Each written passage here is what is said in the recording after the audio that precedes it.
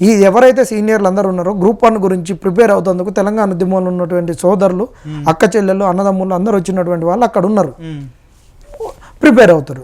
Group 1 వీళ్ళు చేసిన తప్పిదాలతోటి అవన్నీ సత్యాలు తెలంగాణ మొత్తం గ్రహించింది. ఆ నోటిఫికేషన్కు ఈరోజు ఎగ్జామ్ హాల్లో కేసును చూసుకొని ఎగ్జామ్ రాయొద్దని పోయినటువంటి ఒక దౌర్భాగ్య స్థితిలో నువ్వు ఎగ్జామ్ రాపించినావు, ఆ పిల్లల మీద భారం పెట్టించినావు. సరే గ్రూప్ 3 నీ అన్నడేటు నిన్ను ఇబ్బంది పెట్టొద్దని గ్రూప్ 3 రాసుకున్నారు. అది కొద్దిగా నువ్వు ఇచ్చిన పేపర్ తోటి ఏదో ఒకటి రాసేసారు, ఇబ్బంది పడ్డారు. అయినా నిన్నేమి ఇబ్బంది పెట్టలే కదా. ఈ గ్రూప్ 2కు ఒక 15 రోజులు, ఆ గ్రూప్ 1కు అది అవుతుందో పోతుందో తెలియదు, అంత ఇబ్బందులు పెట్టించడం. 15 రోజులు అయితే నీ ప్రభుత్వం కూలుతుందా? ఇదేనా నువ్వు నిరుద్యోగుల ప్రభుత్వం అర్థం చేసుకుంటావు అనేది? 15 రోజులలో పెట్టుకోరాదు. ఇగో రేవంత్ రెడ్డి గారు ఆ రోజు చేసిన ట్వీట్ అని ఇప్పుడు నీకు పంపిస్తున్నా చూడు. ఆ రోజు అంత చేసిర్రు, నిరుద్యోగుల ప్రభుత్వం మా దగ్గరికి రారి, ప్రతిపక్షాల దగ్గరికి పోవద్దు, నీకు పెద్దన్న లెక్క ఉంటా అని చెప్పినటువంటి వీళ్ళు ఈరోజు ఎందుకు మరి నిరుద్యోగులకు అడిగింది ఒక గొంతమ్మ కోరికలు కాకుండా చేయట్లేరు వీళ్ళు? ఇప్పుడు అది అప్లై చేయాలి.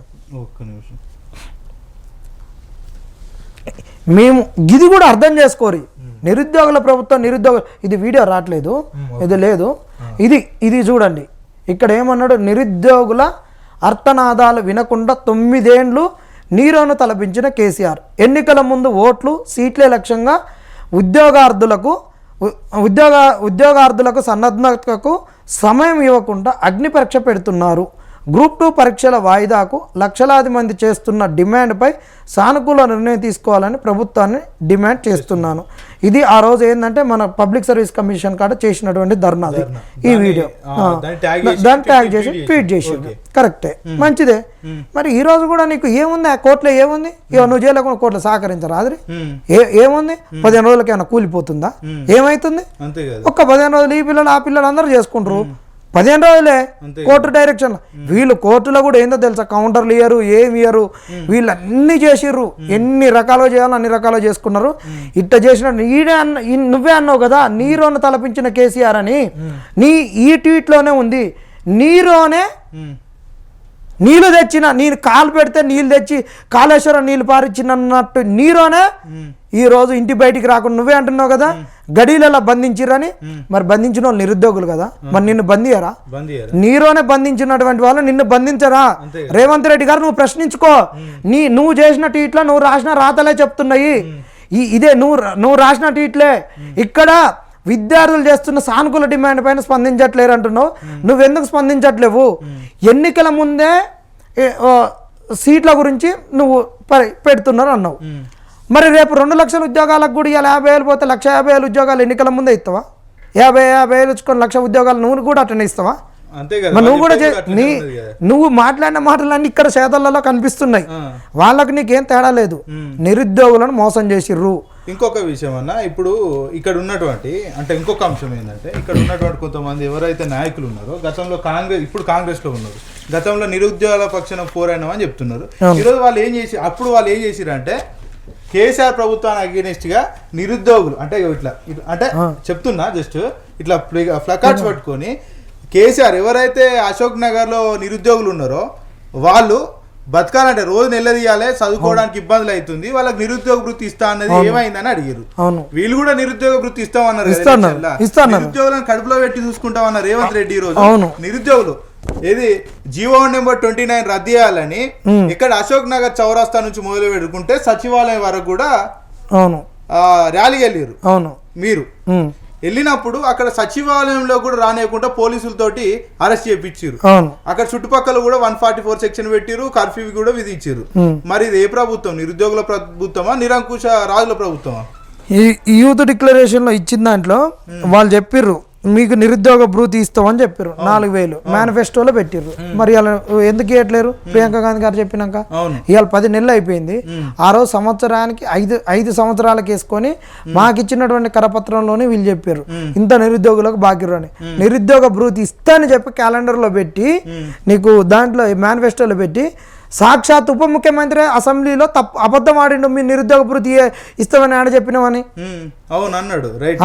నిరుద్యోగ భృతి ఏది?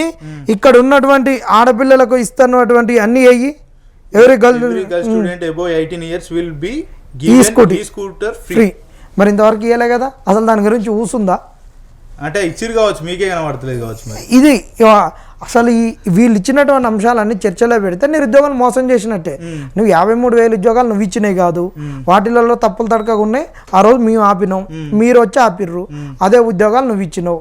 అదే ఉద్యోగాలను సంవత్సరం కింద తీసుకుంటే వాడు రిటైర్డ్ అయ్యేటప్పటికి ఒక పిఆర్సీ కలిసి వచ్చేది, వానికి ఒక ఇంకా వచ్చేటటువంటి డిఏలు అవన్నీ కలిసి వచ్చాయి.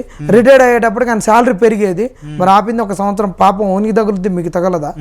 నువ్వు నిజంగా అన్ని ప్రక్షాళన చేసి ఉంటే మేమే స్వాగతించేటోళ్ళం, మేమే ఎగిరేటోళ్ళం కదా. బల్మూర్ వెంకట్ గారిని, రియాజ్ గారిని, కోదండరామ్ గారిని, వీళ్ళందరిని భుజాలు వేసుకొని మేము ఎగిరిన వాళ్ళం కదా మేమందరం. మరి నిన్ను చేసుకోలేకపోయినావు మేము. ఇది అంతే. నిజంగా చెప్పాలంటే నిరుద్యోగులు మోసం చేసిర్రు. 50,000 ఉద్యోగాలు ఇల్లే కావు, వాళ్ళు ఇచ్చిర్రు. వాళ్ళు ఇచ్చిన తప్పులు తడకని చెప్పిర్రు.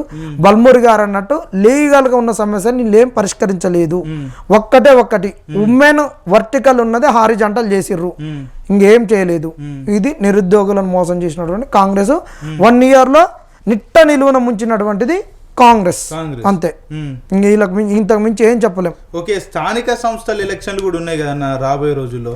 దాని మీద మరి నిరుద్యోగుల తరపున ఏమైనా ఇంపాక్ట్ ఉంటుందా? ఖచ్చితంగా చేస్తాం, 100% చేస్తాం, 100% చేస్తాం. వీళ్ళని ఏ విధంగా ఎట్ట చేయాలో అట్లా ఆ విధంగా అందరం ఆలోచించుకొని ఒక సమిష్టి నిర్ణయంతో ముందుకు పోతాం. ఏ ఒక్కరి నిర్ణయం ఏమి ఉండదు. నిరుద్యోగులం అందరం కూడా వీళ్ళకి ఎట్ట బుద్ధి చెప్పాలని ఆ రోజు బీఆర్ఎస్ను గద్దె దింపినటువంటి వాళ్ళను అన్న నీరో చక్రవర్తిని తలపించుతున్న కేసీఆర్ని దింపిన వాళ్ళం కదా. నువ్వు చెప్తే మరి వీళ్ళ నిన్ను దింపలేమా? నీ ప్రభుత్వాన్ని మేమేం చేయలేమా? ఖచ్చితంగా చేస్తాం. అంటే తెలంగాణ తెచ్చుకున్నదే నీళ్లు, నియామకాలు, వాస్తవంగా ఈరోజు వీటి కోసం మళ్ళీ పోరాడాల్సిన పరిస్థితులు, అది దౌర్భాగ్యం. అంతే, అది మేము చేసుకున్నటువంటి. వీళ్ళంతా కూడా చాలా వరకు ఉద్యమాలు లేకపోవచ్చు. మరి కోదండరామ్ సార్ అయితే ఉద్యమంలో ఉన్నాడు, దట్టు ఈ రోజు ఎమ్మెల్సీగా ఉన్నాడు, అదే ప్రభుత్వంలో కూడా ఉన్నాడు. మరి ఆయన మీకు ఏదన్నా మీ తరపున పోట్లాడే ఆయన ఏం మాట్లాడాడు? మా తరపున ఏం మాట్లాడాడు? అయిపోయింది, ఆయనకు అయిపోయింది. ఆయన ఏమంటాడంటే ఇక నేను మాట్లాడలేను ప్రభుత్వంతో. ఆయన ఒకటే అంటాడు పోతే, ఆ ప్రభుత్వం కన్నా ఈ ప్రభుత్వం మంచిగానే చేస్తుంది కదా, ఆయన కనీసం ప్రగతి ఇటునే అంటాడు. ఆయన ప్రగతి భవన్కు రానియలేదు, ఆ ఫామ్ హౌస్ నుండి పాలన చేసిండు. వీడు పిల్లి రానిస్తున్నాడు, కలుస్తున్నాడుగా అంటున్నాడు. కలిస్తే కడుపు నిండదు, అంతే కదా. కనీసం కారం మెతుకులు పెట్టినా కడుపు నింతది. కలుస్తున్నారు, చేస్తున్నారు అంటే ఏం కుదరదు. ఎన్ని రిప్రజెంటేషన్లు ఇచ్చినా తీసి చెత్త బుట్టలు వేస్తుండే. గుడికి ఎన్నిసార్లు ఏముంది, ఇప్పుడు మన వరాలి గుడి పోయినా ఏముండదు, కొబ్బరికాయల ఖర్చు మిగులుద్ది, ఆడిపోతే బస్ టికెట్ల ఖర్చు మిగులుద్ది, ఉన్న టైం వేస్ట్ అవుతుంది. కాబట్టి ఈ వేస్ట్ ముచ్చట్లు ఓన్లీ జస్ట్ కంచెలు తీసేయడము, ఆ మీరు రారి సెక్రటరేట్ కానీ 3 పెట్టడము, ఇదంతా ఒక బఫూన్ చేసినట్టు చేయడం నిరుద్యోగులు. ఓకే, ఏదైనా కూడా ఇప్పుడు ఇక్కడ సంబంధించి ఏదైతే ఈనాడు పత్రికలోనైతే 53,000 ఉద్యోగాలు ఇచ్చినామని చెప్తున్నారు. ఇక్కడ 53,000 ఉద్యోగాలు ఇచ్చినప్పుడు మరి మీరు ఎందుకు అంటే 53,000 మీరు చెప్పిన లెక్క ప్రకారం అయితే అక్కడ కనబడట్లేదు. కేవలం 10-11,000 తేడాతో 5,000 వాళ్ళు ఇచ్చి 53,000 దాంట్లో 5,000. పత్రిక అంతా ఒక పత్రిక అంటే వాస్తవంగా చాలా వరకు నమ్మే పరిస్థితులు ఉంటాయి. జనాలు కూడా నిజంగానే 50,000 ఉద్యోగాలు ప్రభుత్వం ఇచ్చింది అంటున్నారు కదా. మరి నిరుద్యోగులకు ఏం పని? సపరేట్గా చదువుకోకుండా ప్రిపేర్ కాకుండా రోడ్ల తిరగాల్సిన అవసరం ఉండదు. లాఠీ దెబ్బలు ఎందుకు గురవడం, కేసులు ఎందుకు పడడం, జైలుకి ఎందుకు పోవడం అని జనాలు కూడా అనుకుంటారు కదా. మరి వీళ్ళు ఎందుకు పత్రికలు ఎందుకు ఇట్లా వాళ్ళ తరఫున మాట్లాడే ప్రయత్నం చేస్తారు? ఏ ప్రభుత్వం వచ్చినా ఎవరైనా కానీ కొంత మెయిన్ స్ట్రీమ్ మీడియానా, అది ఎలక్ట్రానిక్ అయినా ప్రింట్ మీడియానైనా వాళ్ళ కబంధస్థాలలో పెట్టుకుంటారు. దానికి అతీతమైనటువంటిది కాంగ్రెస్ అనుకున్నాం, దానికి అతీతంగా ఉంటుంది అనుకున్నాం. ఎందుకంటే రాహుల్ గాంధీ గారు ఒక రాజ్యాంగాన్ని పట్టుకొని తిరుగుతున్నాడు కాబట్టి మాకు ఫ్రీడమ్ ఆఫ్ ఎక్స్ప్రెషన్ గౌరవించి మీడియా కబంధస్థాలలో ఉండదు అనుకున్నాం. ఎందుకంటే ఆ రోజు కొన్ని జరిగినటువంటి సంఘటనలో వీళ్ళు ముందులో ఉండి వాళ్ళ తరపున పోరాడారు కాబట్టి అనుకున్నాం. కానీ వీళ్ళు అదే ఉండి అదే చిలిపి రాతలు, చిల్లర రాతలు ఇప్పుడు రాపించుకుంటున్నారు. అది ఇప్పుడు మొత్తానికి అక్కడ రాహుల్ గాంధీ ఏమో ఇది మన రాజ్యాంగాన్ని పట్టుకొని తిరుగుతాడు. సరే, ఆయన ఒక అవగాహన ఉన్నదా లేదా అనేది సెకండరీ.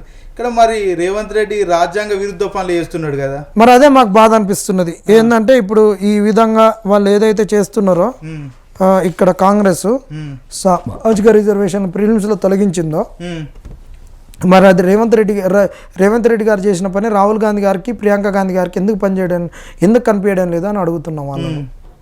మీరు చేసేటటువంటిది ఏదైతే రాజ్యాంగాన్ని పట్టుకొని రాజ్యాంగ విలువలను కాపాడుతున్నాం అని చెప్తున్నారో అది గొప్ప కార్యక్రమం, గొప్ప అంశం. దేశవ్యాప్తంగా కూడా కొన్ని సందర్భాలలో, చాలా సందర్భాలలో రాజ్యాంగ విలువలనే మంట కలిసిపోయినాయి. ఆ మంటలలో సాయిబాబా సార్ యొక్క శరీరం దహనం అయిపోయింది. అలాంటి వ్యక్తులను, అలాంటి వాళ్ళని కాపాడుకుంటామని కాంగ్రెస్ ముందుకు వచ్చింది.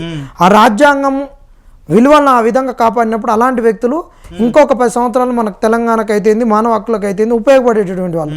అలాంటి వాళ్ళ గురించి రాహుల్ గాంధీ గారు కష్టపడుతున్నారు అంటే అది కాకుండా ఇది అయిపోతుంది. ఇది అయిపోయినప్పుడు వీళ్ళు స్పందించాలి ఖచ్చితంగా. ఓకే అన్న, ఎండ్ ఆఫ్ ది టైం వరకు అయితే కాంగ్రెస్ పార్టీ ఏదో ఎంతో కొంత 10,000, 20,000, 30,000, 50,000 లక్ష అనుకుందాం, చివరి టైంలో నోటిఫికేషన్ రిలీజ్ చేస్తుంది.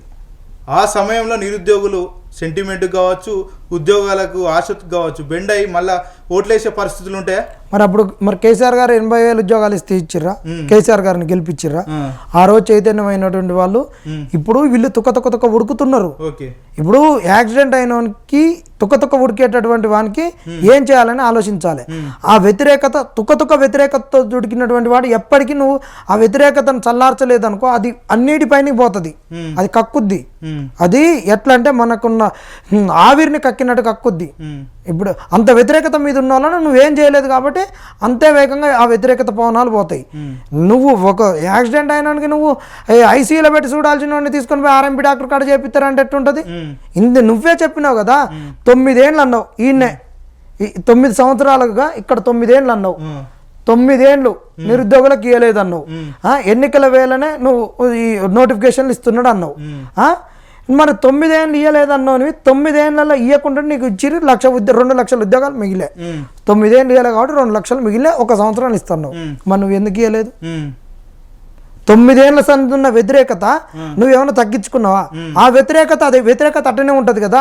ఇంకా ఆడు చేయలేదు, ఈడు చేయలేదు అని ఇంకెక్కువ పెరుగుద్ది కదా కోపం. నాకు తెలిసి అయితే 100% పెరిగినట్టు అనిపిస్తుంది. పెరిగింది. అందుకనే ఏ ప్రభుత్వం అయినా ఒక 2 ఏళ్ల తర్వాత 3 ఏళ్ల తర్వాత వ్యతిరేకతను మూట కట్టుకుంటది.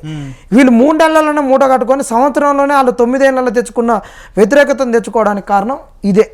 ఈ ట్వీట్ను నిజంగా కనుక ఇది ఒక పద్య అన్వయం చేసినట్టు చేస్తే, లైన్ టు లైన్ అన్వయం చేస్తే ఈయనకు అర్థమైపోతుంది. ఇప్పుడు నిరుద్యోగ కృతజ్ఞత సభ కూడా పెడతామంటున్నారు. సంవత్సర పాలనలో 50,000 ఉద్యోగాలు ఇచ్చాం, ఖచ్చితంగా రేవంత్ రెడ్డికి కృతజ్ఞత సభ పెడతామని చెప్తున్నారు. మరి నిరుద్యోగులు వెళ్ళి అక్కడ పాల్గొనే అవకాశాలు ఉంటాయా?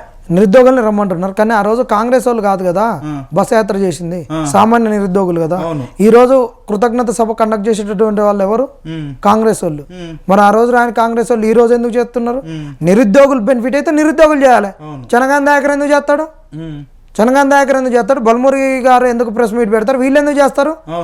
నీకు నిరుద్యోగులు ఉస్మాన్ యూనివర్సిటీలో ఉన్న నిరుద్యోగులు చేయాలి, ఉస్మాన్ యూనివర్సిటీని విద్యార్థులు చేయాలి.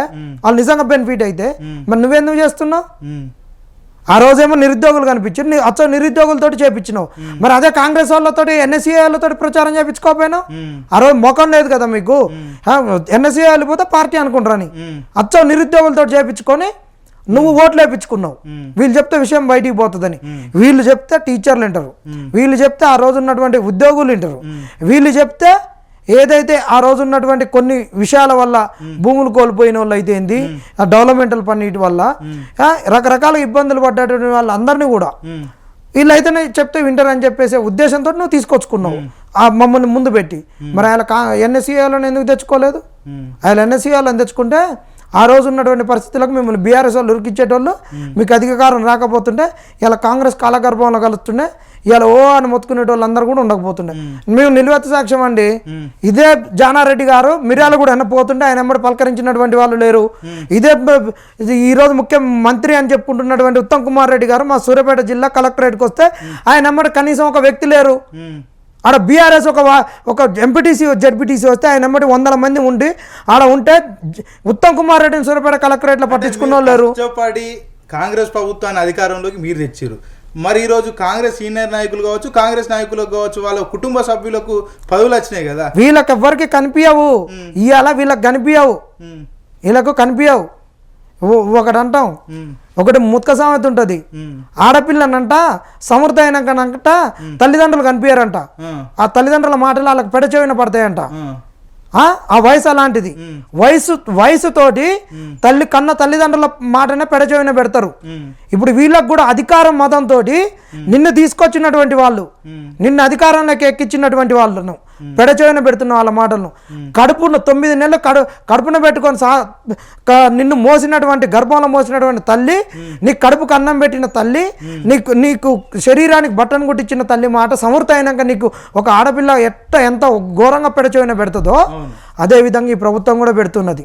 దీన్ని వక్రీకరించగరి మళ్ళీ మహిళా సంఘాల ఆలీలు ఉన్నటువంటి సామెతలను, అది జనబాహుల్యం నుంచి సమాజాన్ని చదువుకొని ఆ రోజు ఆ సమాజం యొక్క పరిస్థితులను అనుగుణంగా తీసుకొచ్చినటువంటి సామెతలలో సత్యాలు ఉంటాయి, నిజాలు ఉంటాయి, అది కాల అతీతంగా ఉంటాయి. ఇప్పుడు ఆ కాల అతీతంగా ఉన్నదే వీళ్ళు. ఇప్పుడు ఇంకొక చిన్న ప్రశ్న అన్న, మీలాగా ప్రభుత్వాన్ని ఎవరైనా వ్యతిరేకిస్తే, ప్రభుత్వానికి వ్యతిరేకంగా మాట్లాడితే మీరు ఖచ్చితంగా పేమెంట్ బ్యాచ్ ఎందుకు ఇటు బీఆర్ఎస్ కావచ్చు, అటు బీజేపీ కావచ్చు, 2 పార్టీలు కలిపి మీకు డబ్బులు ఇచ్చి మాట్లాడిపిస్తున్నాయి అని అంటున్నారు. మరి దీనికి నిరుద్యోగులు ఒప్పుకుంటారా? మరి బీఆర్ఎస్ పెయిడ్ ఆర్టిస్టులు అది అంటే మరి ఆ రోజు కాంగ్రెస్ వాళ్ళకి పెయిడ్ ఆర్టిస్టులమా? మేము ఎందుకు పెయిడ్ ఆర్టిస్టులు అయితే మరి ఎక్కడ రంగు పూసుకున్నాం, ఎక్కడ నాటకాలు వేసినాం, ఎక్కడ డ్రామాలు వేసినాం చూపించాలి. నీదే ప్రభుత్వం కదా, అన్ని ఏజెన్సీలు నీకన్నే ఉంటాయి కదా, బ్యాంకులన్నీ నీ దగ్గరే ఉంటాయి, మాకు ఎట్ట డబ్బులు ఇచ్చినా తెలుస్తుంది. ఇంటెలిజెన్స్ వాడు నీకన్నే ఉంటాడు, స్పెషల్ బ్రాంచ్ వాడు నీకన్నే ఉంటాడు, అందరు నీకన్నే ఉంటారు. మరి నువ్వు ఎందుకు బయట పెట్టట్లేవు? ఊకే డ్రామాలు ఎందుకు? డ్రామాలు అవసరం లేదు. మేమేమన్నా నీ కాంగ్రెస్కు ఓటేయకుండా ఉండి నేను వేరే పార్టీలు ఉంటే అడగాలి. అసలు నీ పార్టీనే వద్దురో నాయనని నిన్ను దింపాలని చెప్పి, అసలు నువ్వు సీఎంకే పనికిరావని చెప్పి, అసలు నువ్వు వేస్ట్ అని చెప్పి నిన్ను ఓడగొట్టాలని తిరిగినోడు ఈరోజు గెలిచినాక మాట్లాడుతుంటే వాడు కాంగ్రెస్ వాడు, అసలు ఓటైనోడు కాంగ్రెస్ వాడు. నీ గురించి కొట్లాడి కాళ్ళు మొక్కి తిరిగినోడు కాంగ్రెస్ వాడు కాదు, బీఆర్ఎస్ పెయిడ్ బ్యాచ్.